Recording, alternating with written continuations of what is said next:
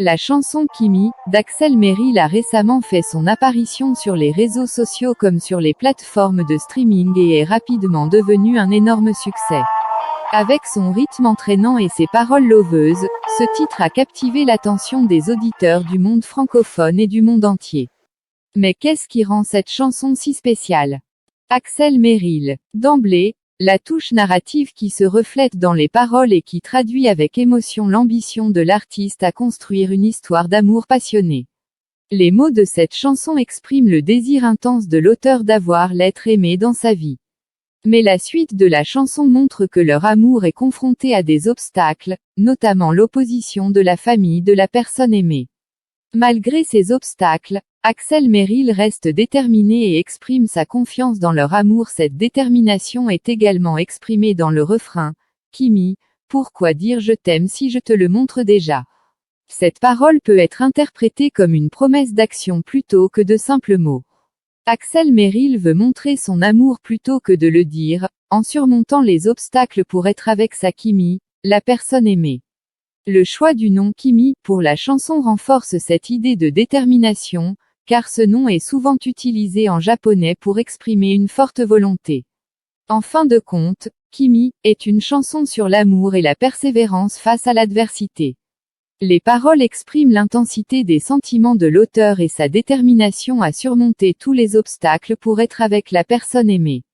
La mélodie entraînante de la chanson ajoute à son attrait et la rend facile à retenir.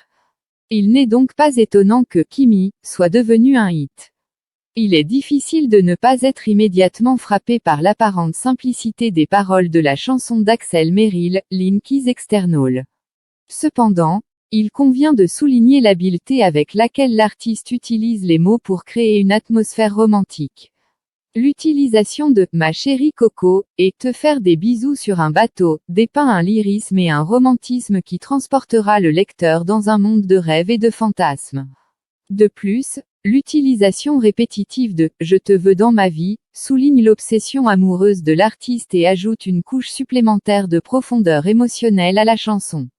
En outre, l'artiste utilise habilement des techniques esthétiques telles que la répétition, l'antithèse et l'emploi argotique pour créer un contraste saisissant entre l'amour sincère, les obstacles extérieurs à la relation, et l'intention d'authenticité témoignée par le code langagier. Par exemple, la répétition de petit à petit, on le fera souligne la persévérance et l'espoir que l'artiste nourrit pour que la relation réussisse, malgré les oppositions familiales. Le contraste entre l'amour et la haine est également présent, avec la ligne « les ennemis », on s'en fiche qui met l'accent sur l'importance de l'amour véritable qui triomphe de tout.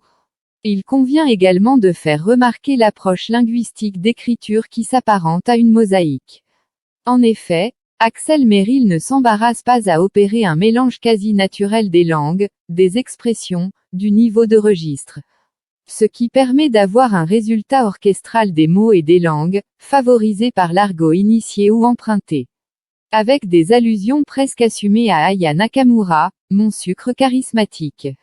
L'on pourrait même l'assimiler à une forme d'intertextualité, ou plutôt d'intermusicalité dans la mesure où nous sommes en musique. À préciser surtout que le concept d'intertextualité renvoie à la relation d'intégration et de transformation de tout. Eh bien c'est la fin de cette vidéo, merci d'aimer puis de s'abonner, à très bientôt.